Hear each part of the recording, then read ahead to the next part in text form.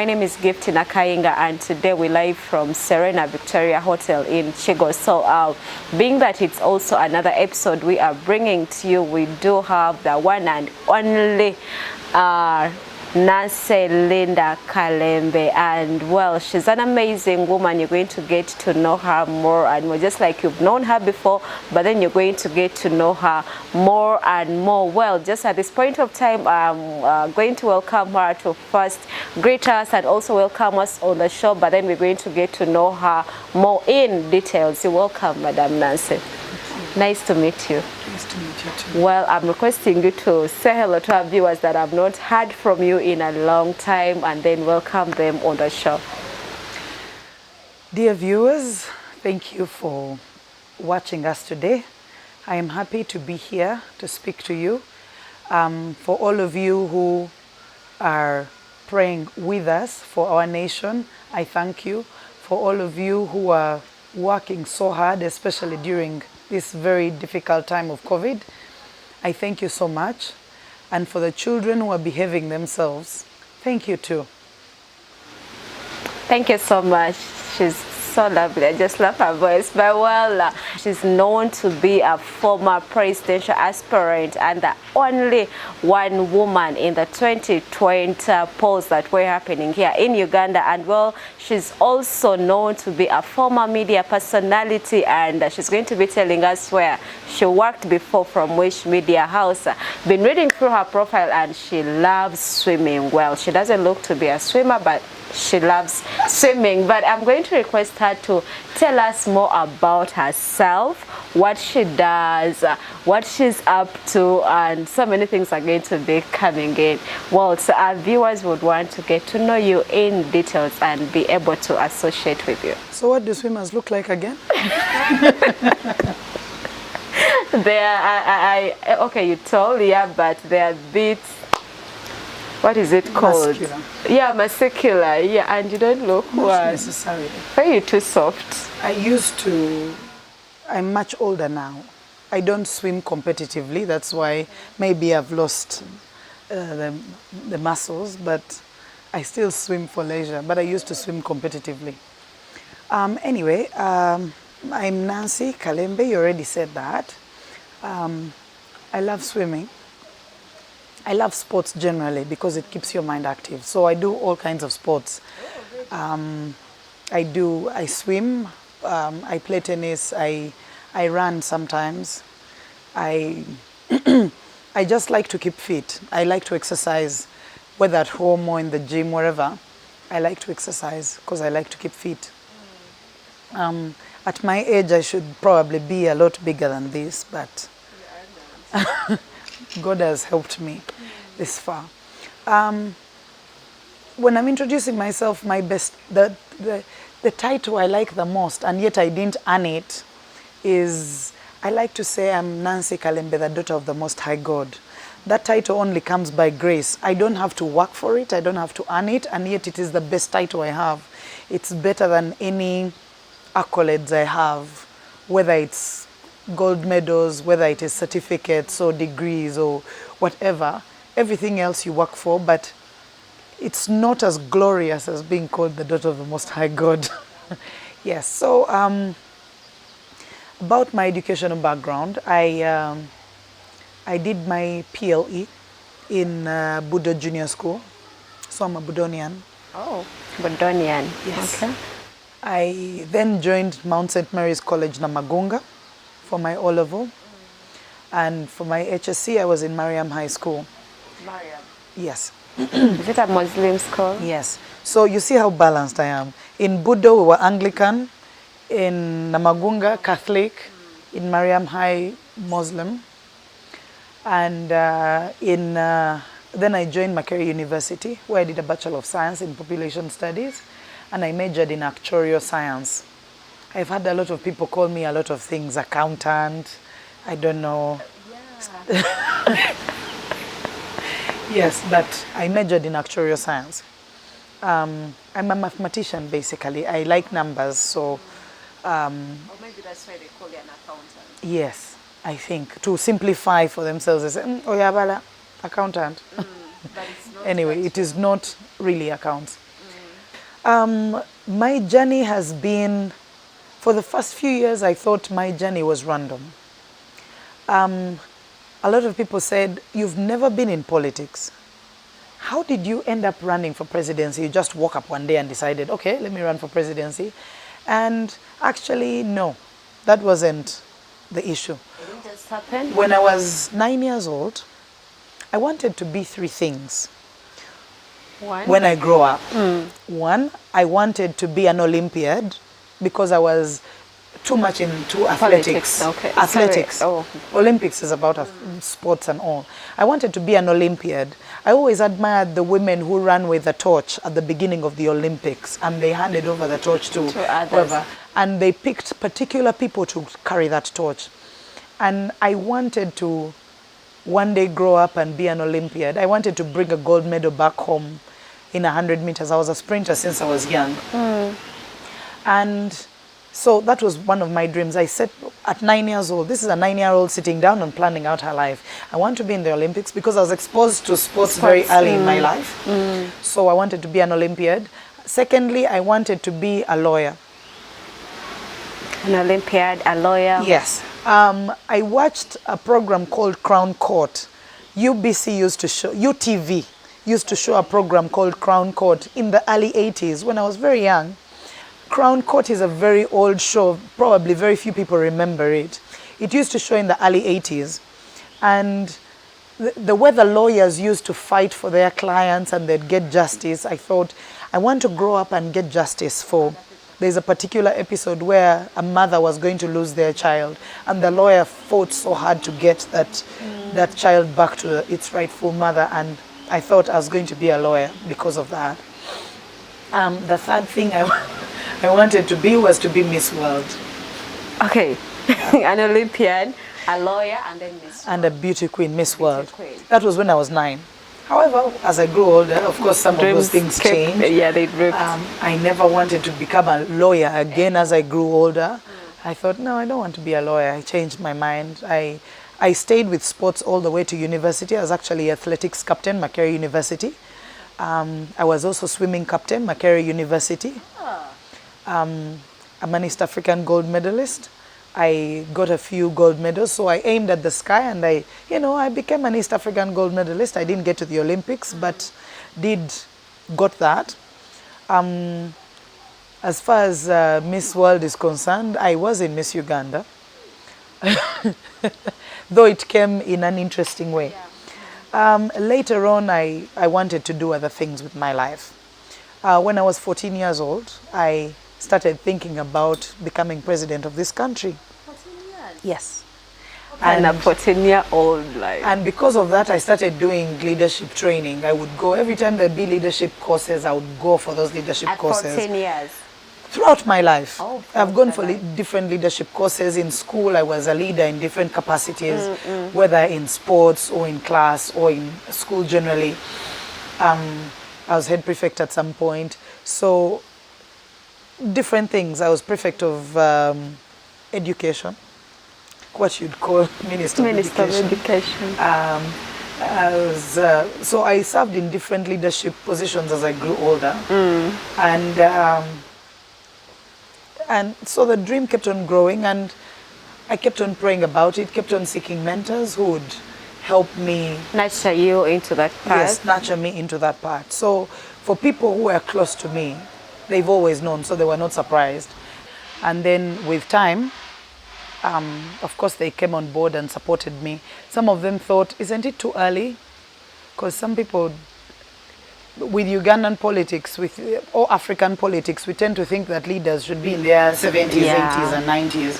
But when you look at the most developed countries, their leaders are in their 40s and in their 30s, and they serve well when they still have a lot of energy, they're still flexible, they're still agile, they're still, but in Africa it's different. If you look at the countries that have the oldest presidents, they're usually very low on the when it comes to the economy and a lot of other things. But when you look at European countries that are way ahead of us, their leaders are much younger.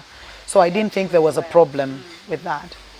So anyway, that was one one aspect of my life that came in when I was in my teenage years, and it kept on throughout. So running for presidency was a blessing because I learned a lot of things. I got to know my country because I had the opportunity. I was probably the only presidential candidate who moved around the whole country.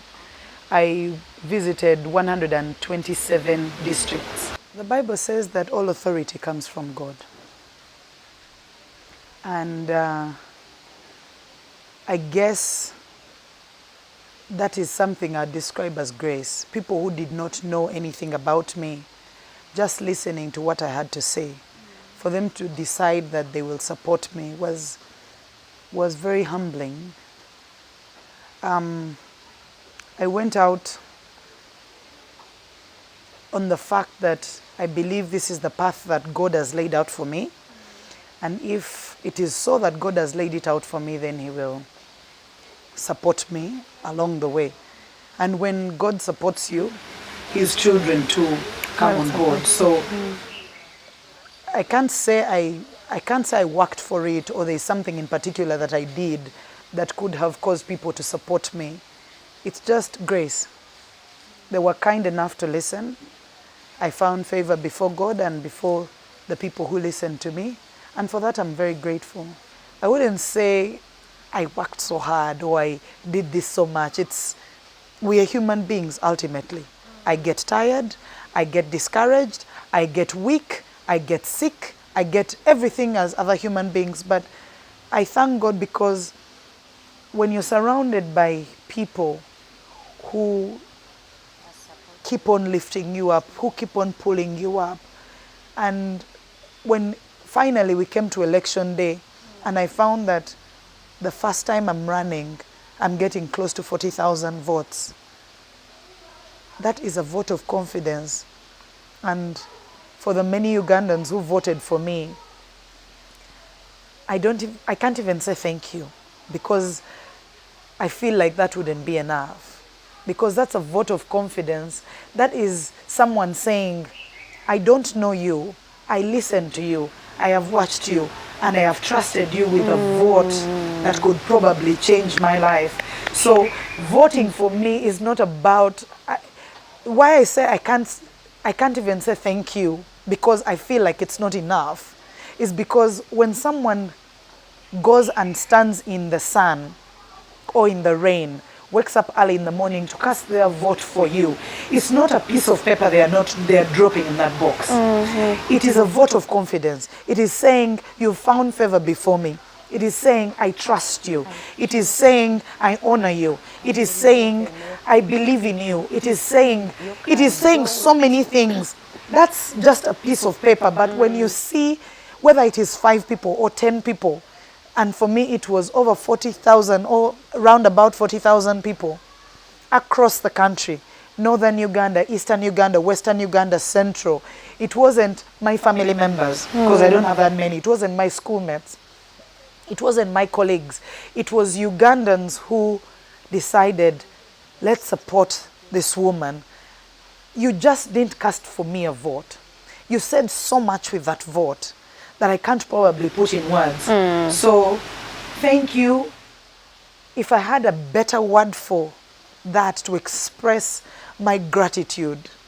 You know, a lot of people just say, oh wow, people voted for you, that's nice. No. It is not nice that people voted for me. It is a blessing. I don't know how else to put it. It is not just nice that people voted for me. It is an honor beyond what I ever imagined. I know some of you, the questions that are running in your minds are like, oh, why should they get the money to run for campaigns? She's the right person to answer that. About the finances, we know they're very expensive, yeah? Very, very expensive. But tell us that if someone is out there looking up to you and then they're like, if Nancy Linda Kalembe was able to come through and make it, I can also come through and make it. To be honest, there's only been, I think, one presidential candidate who has run with his own money.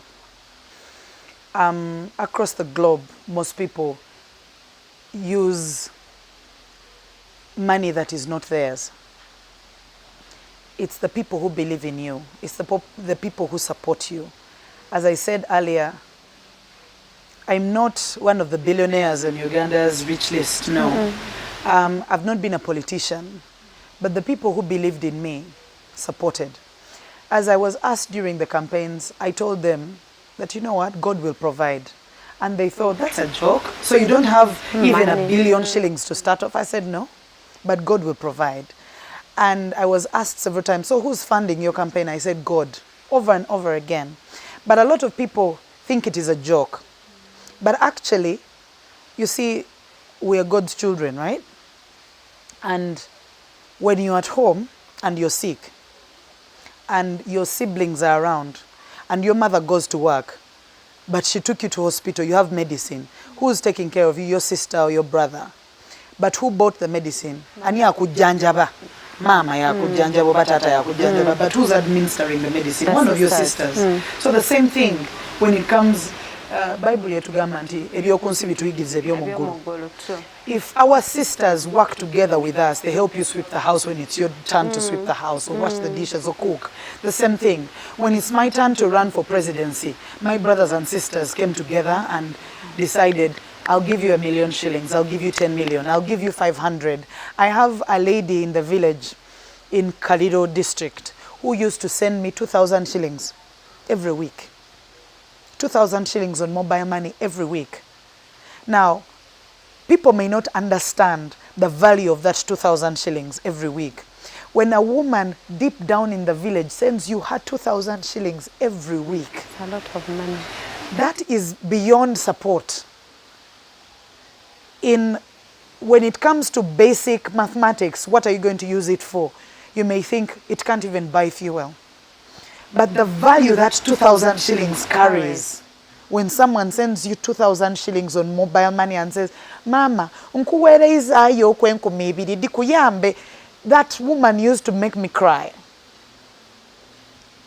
Because that is invaluable.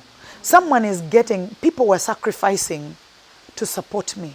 Some people walked up to me, some people sent mobile money, some people sent envelopes, and they supported. And that's how I was able to go through. Some people gave me fuel from their petrol station. Some people gave me accommodation in their hotels. Some people gave me their cars. Some people gave me their time. Someone leaves their work, resigns or asks for leave to come and help you and support you. What goes into a campaign, we've monetized campaigns because that's the only way maybe selfish people want to remain in office, and they say, if you don't have money, you can't run. Leadership is about character, not money. So if you think you're poor, maybe you can repeat that. So leadership is about character, not money. Because we've seen a lot of leaders who embezzle money and they think they are rich. If you've embezzled, if you've stolen money, you're not rich. You're actually poorer than the poorest person. But if you can be faithful with a little money, that means you're wealthy. You're wealthier than you have ever imagined. If you're an LC1 in some deep village and you're able to help the women in your village and give them food and help children go to school, you're a very wealthy man. If you're a big minister who doesn't even take care of their family, then you're poor. You're one of the poorest people I have ever seen. Because we know members of parliament and ministers who don't even pay school fees for their children, who don't even take care of their homes. Those men are very poor men, very, very poor.